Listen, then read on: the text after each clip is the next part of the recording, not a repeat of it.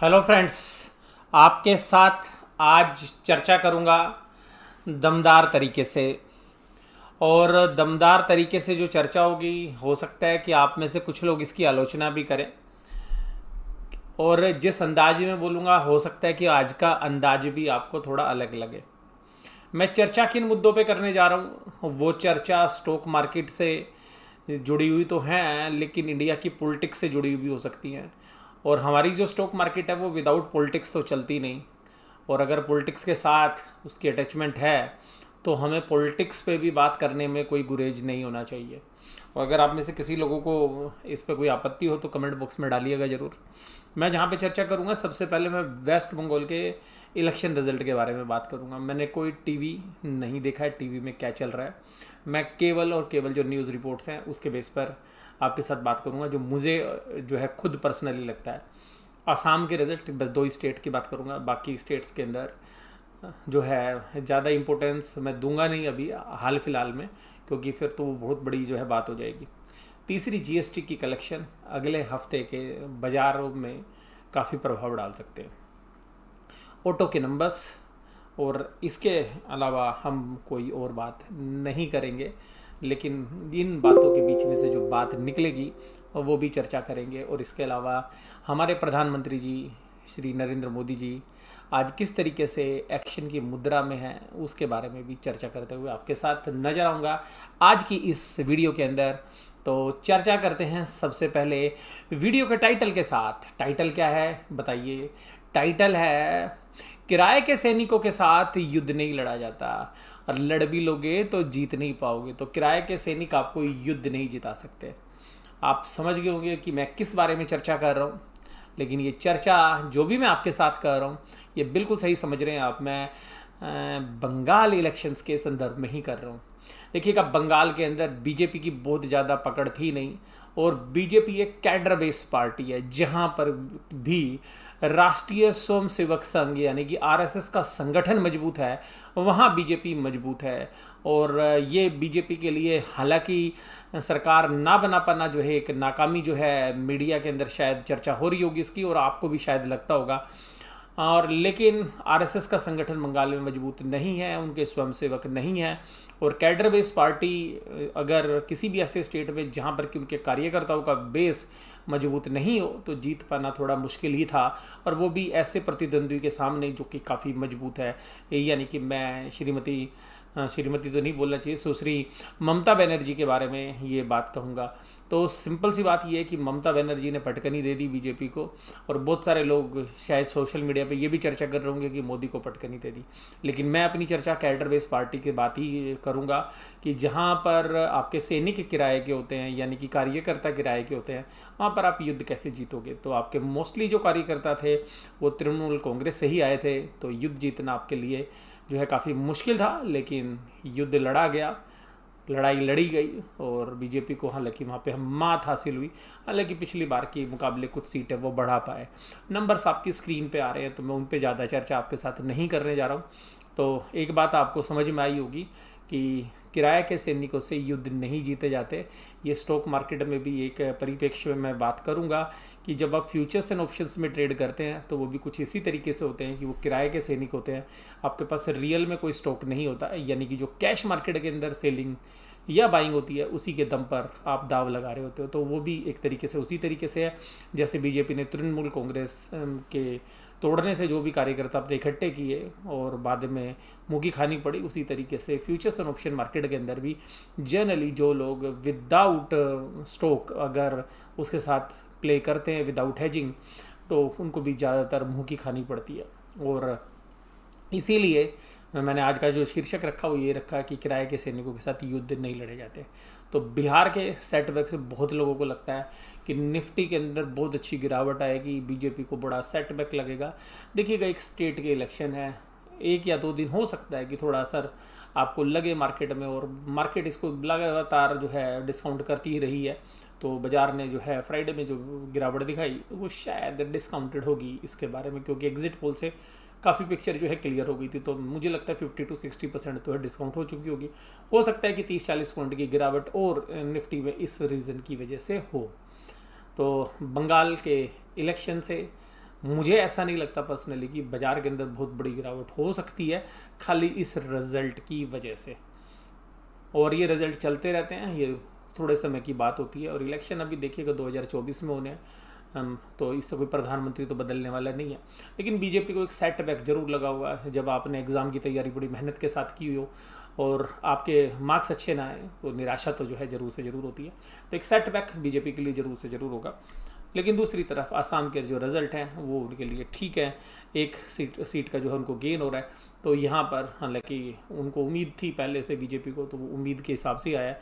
लेकिन बंगाल के अंदर देखिएगा 4 सीटें तृणमूल कांग्रेस की बढ़ी है, 25 सीटें बीजेपी की बढ़ी हैं। तो इनके लिए जो है ये तसल्ली करने वाली बात होगी। लेकिन अब अगले 5 साल में किस तरीके से कार्यकर्ताओं का बेस बनाती है बीजेपी, अपने संगठन को कैसे मजबूत करती है, उस पर डिपेंड करता है। जैसे हम अपने पोर्टफोलियो को मजबूत करते हैं बाजार की गिरावट के अंदर, कभी कभी हम रीशफलिंग भी करते हैं अपने पोर्टफोलियो की, तो देखते हैं कि किस तरीके से बीजेपी ये आगे चलाती है। अब बात आती है जीएसटी के कलेक्शन की। जीएसटी का कलेक्शन दमदार रिकॉर्ड बनाता हुआ 1,41,384 करोड़ का नया रिकॉर्ड। कौन कहता है भारत में मंदी आ सकती है? कौन कहता है कि कोरोना के केस 4 लाख आ रहे हैं? कलेक्शन देखिए, आपके होश उड़ जाएंगे। लेकिन इतना खुश होने की बात नहीं है। इसके अंदर ज़्यादातर रिकवरी होगी जो कि हमारी मशीनरी जो पिछले 4 महीनों से काफ़ी मजबूती के साथ कलेक्शन के लिए जुटी हुई है। और जो लोग टैक्स की चोरी करते थे उनको टैक्स की चोरी को पकड़ते हुए उनके ऊपर एक कुठाराघात जो है गवर्नमेंट की एजेंसीज़ ने किया है, तो वहाँ से भी एक कलेक्शन का काफ़ी अच्छा डेटा है। तो आप इसको केवल और केवल इकोनॉमिक रिकवरी से जोड़ने की कोशिश करेंगे तो गलत हो जाएगा। अब बात करते हैं ऑटो नंबर्स की। ऑटो नंबर्स क्या कह रहे हैं? ऑटो नंबर्स देखिएगा, टाटा मोटर्स, मैं एस्टीमेट से बात करूंगा। मैं पिछले साल के क्या नंबर थे, पिछले महीने क्या नंबर थे, क्योंकि हम महीने दर महीने की बात कर रहे हैं, तो पिछले महीने क्या नंबर्स थे वो ज़्यादा इंपॉर्टेंट मेरे लिए नहीं है। और ज़्यादा इंपॉर्टेंट इसलिए नहीं है कि पिछले महीने के नंबर से अगर मैं कैलकुलेट करूँगा तो वो सही जस्टिफाई नहीं होगा। बाजार का एस्टीमेट कर रहा था, क्योंकि जो एस्टीमेट है उसके हिसाब से तो बाजार टिका हुआ है, तो इस एस्टीमेट से चेंज होना है। 53,000 का एस्टीमेट था 39,530, यानी कि टाटा मोटर्स ने बैक फुट पर अपने आप को ले आए हैं। टाटा मोटर्स के शेयर्स ने रैली भी बहुत अच्छी की थी। अब यहाँ पे थकावट जो है नंबर्स के अंदर दिख रही है। क्या ये नंबर्स आगे इम्प्रूव होंगे? जिस तरीके से कोविड के केसेस बने हुए हैं, लोग हॉस्पिटल के बाहर लाइन लगाए हुए हैं, किसी को गैस नहीं मिल रही, किसी को दवाइयाँ नहीं मिल रही। और दवाइयों से मैं आपको चर्चा करूँ, मैंने करीबन 8 से 10 हज़ार की दवाइयों का एक बिल जो है केमिस्ट के पास जो है भेजा था, और उसने मुझे शाम तक का समय दिया था। और जब शाम को दवाइयाँ आई तो वो केवल 1200 रुपये की आई। तो मैंने उसको फ़ोन किया, भाई साहब ये तो मैंने तो बहुत सारी दवाइयाँ मंगाई थी आपको, जिसके मैंने 5 स्ट्रिप मंगाए थे या जिसकी 3 स्ट्रिप मंगाए थे, क्योंकि मेरे फादर और मदर के लिए जो है मेडिसिन की ज़रूरत होती है। तो वो जो दवाइयाँ हैं और कुछ जो बाकी चीज़ें हैं केमिस्ट पे जो मिलती हैं, घर के भी कुछ सामान, तो उनके सब के ऑर्डर्स थे। तो करीबन 10,000 के ऑर्डर में से केवल 1200 रुपये का सामान मिला। मैंने बस कहा, आप दिल्ली में रहते हुए अगर 1200 रुपये का सामान ही भेज रहे हो, ये क्यों आपने ऐसा किया हमारे साथ? वो कहते हैं भाई साहब सामान है ही नहीं, दुकानों पे दवाइयाँ नहीं हैं, मेडिसिन नहीं है। मैंने 1200 की भेज दी, इसमें से कुछ दवाइयाँ जो मल्टीविटामिन्स हैं, वो मल्टीविटामिन्स तो बिल्कुल बाज़ार से ख़त्म है, मैंने शाम तक कहीं और से आपको अरेंज करा के दी हैं। मैंने कहा बाकी मेडिसिन, बोलता जी 3-4 दिन का समय लगेगा। तो आप ये समझ सकते हैं जब दिल्ली जैसे शहर के अंदर मेडिसिन की इतनी शॉर्टेज है, तो जो दूर दराज के जो क्षेत्र हैं उनमें क्या हालत होगी। तो मेडिसिन की उपलब्धता ना हो पाना, कोविड की सीवियरिटी ना केवल दिल्ली में बल्कि बाकी शहरों में भी जिस तरीके से हो रही है, तो एक मेजर कंसर्न जो है अगले हफ्ते यानी कि जो कल से हफ्ता शुरू हो रहा है उसके ऊपर ज़्यादा असर डाल सकता है। मुझे बंगाल इलेक्शन से ज़्यादा इसके ऊपर जो है ज़्यादा सीवियरिटी जो है लगती है। और टाटा मोटर्स के नंबर ने बता दिया कि इकोनॉमी के अंदर पेन स्टार्ट है, क्योंकि ये एक लीडिंग सेक्टर्स हैं जहाँ से आपको डेटा मिलता है इकोनॉमी के बारे में। क्योंकि आपको इन्फ्लेशन के डेटा, ग्रोथ के डेटा बाद में मिलते हैं, लेकिन ये डेटा आपको सीधा सीधा बता रहे होते हैं। तो जीएसटी जिस तरीके से ग्रोथ की बात कर रहे हैं, लाइफ टाइम के अंदर जो अचीवमेंट है पिछले महीने की कलेक्शन में अप्रैल में, वो जो है ऑटो नंबर्स में वीक नज़र आ रही है। महिंद्रा एंड महिंद्रा के नंबर, महिंद्रा एंड महिंद्रा ने कमाल कर दिया। 29,700 का एस्टिमेट था, 36437। तो यहाँ से अच्छे डेटा जो है मिल रहे हैं। इनकी गाड़ी थार जो है वो काफ़ी अच्छी है और उसकी काफ़ी अच्छी लंबी वेटिंग चल रही है। तो जिन लोगों ने भी बुकिंग करा रखी होंगी उनको पता होगा, तो उसकी बुकिंग अभी मिल नहीं रही है। तो मैंने बुक नहीं करा रखी, कभी आप सोच रहे हो। तो उसके बाद मारुति सुजुकी का अगर शेयर्स की बात करें तो जो यूनिट्स हैं वो 1,54,000 का आंकड़ा था। मारुति के नंबर भी काफ़ी बेहतरीन है, तो ये डेटा भी आपको संतुष्टि दे रहे होंगे। अब एस्कॉर्ट के नंबर देखिएगा। एस्कॉर्ट एक ऐसी कंपनी है जो रूरल एरिया से हमारे को बिलोंग करती है। जो ट्रैक्टर की डिमांड है वो काफ़ी इंपॉर्टेंट होती है।